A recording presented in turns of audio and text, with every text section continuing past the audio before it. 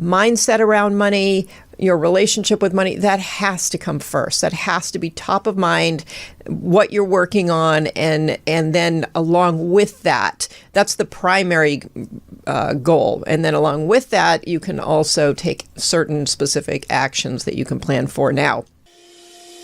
Hey there, and welcome to Money and You. I'm Michelle Perkins, your host. My search for more fulfilling work led me to career and business coaching, where I stumbled upon a game-changing discovery. Money issues often start with our mindset and habits. You see, our relationship with money is the key to overcoming those frustrating financial obstacles. As an entrepreneur, coach, and problem solver, I'm passionate about helping you create a great relationship with money. Because, turns out, that's the foundation for a limit-free life. Each week on Money and You, I speak with amazing guests about all things money, mindset, practical tips, and everything in between. We're here to give you new insights, education, and empowerment so money can be one of your favorite relationships. So join us for some lively conversations and let's transform your financial life together. Hello, hello, and welcome to another episode of the Money and You Show. I'm going to do a solo show today, and it's going to be quick. I don't like to talk at you for too terribly long, but I do like to deliver some great content, so that's what I want to do today. It's June 1st. I think. Is it June 2nd already? Oh, it's June 2nd. Right. Thanks, Tony. But it's close enough to June 1st, which means we're halfway through the year. And I've always kind of got my planning brain going. I'm also very, very aware that this year has been just, the first half of the year has just been kind of weird. I think a lot of people had great goals for January, me included. And a lot of things happened in that time. And so I think a lot of people are hitting this midpoint of the year and feeling like, well, actually, I talked to a friend of mine yesterday who just said, oh my gosh, here are my New Year's resolutions. I haven't done a single thing. And I kind of feel similar in a way. I mean, January came, I was 2024, and the years before, the few years before were tough. So 2025 was like, this is my year. This is what I'm doing. Then we had the fires, and then we had just a lot of, all kinds of craziness in the news and everything else. And people are bracing for impact with tariffs and all kinds of ups and downs. And, I think everybody has been sort of distracted and maybe pausing, trying to see where things are going to go before we take any action, and plans sort of fell apart. And so I just want this show really to be about having faith in the second half of the year, and maybe going back to some of your plans and relooking at them or redesigning them and reinventing them so that you can go forward into the rest of the year with that sense of, okay, fresh restart. I've got things I'm going to accomplish and things I'm going to go forward with and do, and sort of, put the brakes on this. Whatever you've been doing, if you've been doing your goals and what you want to do, great. But if you haven't, if you do feel like you got a little stalled out this year, this is a great sort of second New Year moment. So I want to give you a couple of little thoughts that I recently wrote about in my last blog, which if you haven't come to my website and signed up for my newsletter and my blog, that would be a great thing to do. That's at limitfreelife.com. And you can sign up to get my blog posts and hear about what's going on at Limit Free Life and what events we have coming up and programs. So that would be great. And I did just really write a blog recently about the future you and trying to envision this future you that you want. And that can include your finances. It can include many other things, but let's just talk in terms of finances right now. So it's never too late, and it's certainly not too late to reach goals and get a fresh start midway through the year. So I really want you to think about this future you, who that is, what you're doing, who you're with, where you're living, what you're doing for work, what you're doing with your money. Are you still having the same stresses that you've been having? Are you feeling much more positive about your relationship with money? Do you understand it better? What are you doing? What is this future you? If you were to vision the future you, what does she look like? What is she doing? How is she handling her money? So let's think about that for a minute, because I think before we jump into action, we always want to have a little bit of a plan. And we also always want to get our mindset in order. And one of the things that I wrote about in this blog was that financial freedom is not about numbers first. We have it in our head that there's a magic number we need to get to, and that will solve all of our problems, or that will allow us to retire, or that will allow us to feel, to breathe easy and feel free. And that's kind of a myth. I mean, just having that number, there are people who have reached that number and they're not necessarily feeling that freedom. And there are other people for whom that number seems so far away.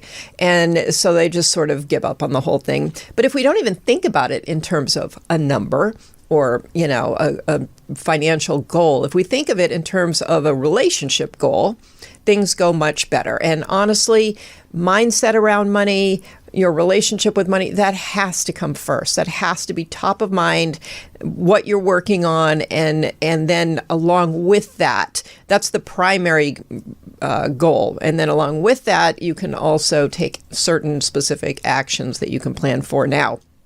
But this future you is really enjoying a healthy, trusting relationship with money. That is the path to freedom. Once you connect with money, you feel comfortable with it, you feel less stress from it, you feel more in control. That is really where you start settling into a life where you expect good things to happen. You expect financial wins. You expect, to earn more, to meet the right people who could help you with that, to find the right setup for your business, or to find a new job, or to find new avenues for saving, for getting your budget your debt taken care of.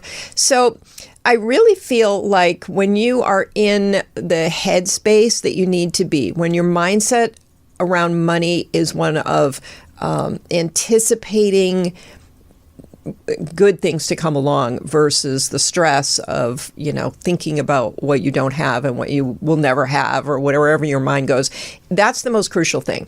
So the first step in resetting and replanning needs to be spending some time with just noticing what your brain is doing. Where is it going? What are you thinking about? Where is it taking you? What's coming up? Fear, doubt, and worry, or excited anticipation and curiosity about what you could do and what you could have and what you could be. So think about that. Make that a little process. Come up with some kind of a way to whether it's journaling or getting into a meditation or taking a walk in nature and just thinking about, when I think about money, where is my mind going? In that future you, who you want to be, where is her mind going? What is future you's mind the thinking around money? Because that's where you want to go. And so now you can stop yourself when you start getting into some negative, kind of spin outs in your thinking, and put yourself into future you. And even if you have to pretend, even if you have to fake it, what would future you be thinking? What would future you be? How would she be handling that problem? And make decisions based on that future you. Make decisions as she would, not as the, scared, freaking out you right now might do. Okay, so that is number one. And then you can think about numbers. Then you can think about, I'd like my savings to increase by X percent or whatever. And then you can start getting a plan for that. But I think if there's one thing that I want this show to help people understand, is your way of thinking about money and your way of reacting, either consciously or unconsciously. That's what's going to make all the difference in your future financial freedom. So get this vision of the future you.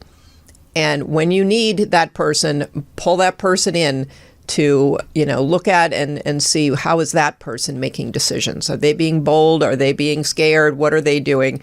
And try to step into their shoes.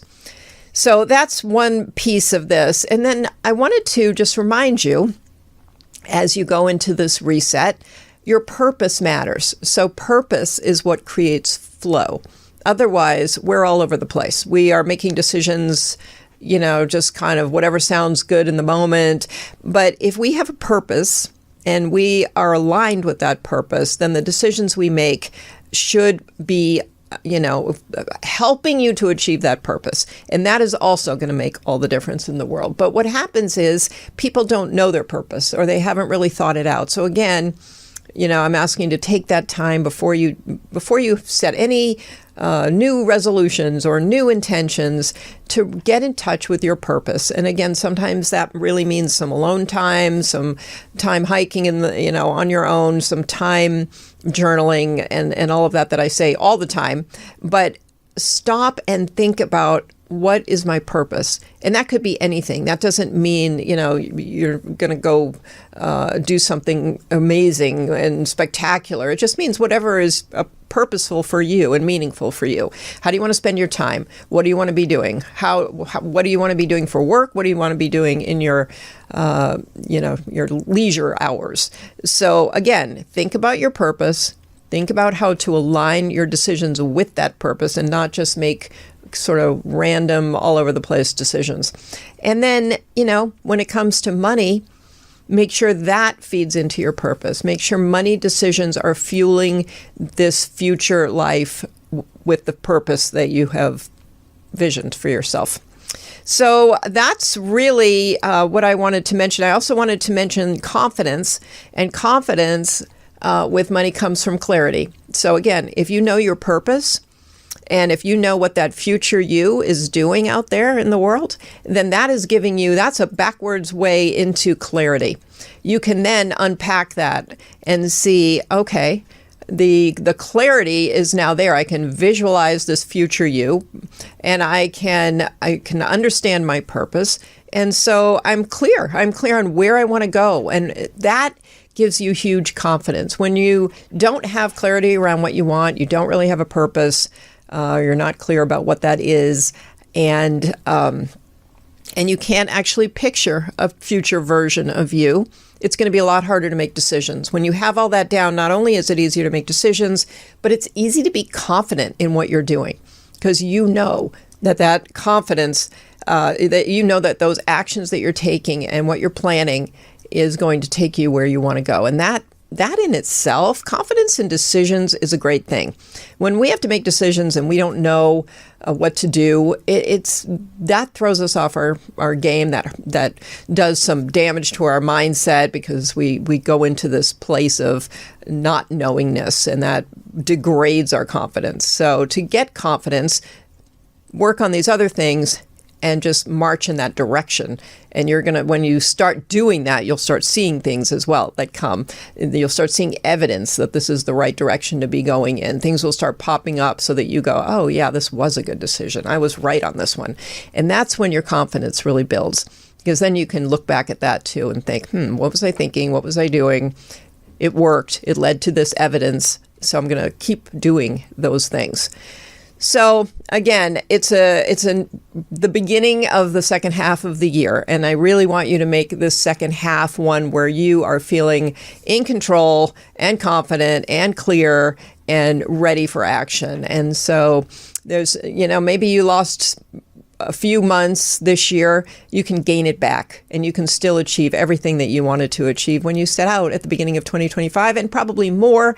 And you've probably also learned a few things with this kind of crazy first 6 months. And so it's a good time to revise and see what your new goals are. Maybe they make a lot more sense than the ones that you had in January, and maybe they're more meaningful to you and you're more motivated. So go for it and have a great time resetting and replanning for the second half of the year.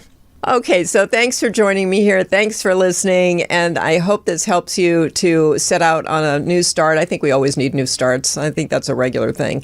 So have a great time with this too. Make sure you make it fun and enjoyable for yourself so that you'll continue to do it. And please come to the Money and You show and subscribe to the show if you haven't yet, and rate and review the show. We love to have more listeners and more 5-star ratings on the show. It helps us a lot. So thank you for that. Thank you, UBN Go, and we'll see you next week.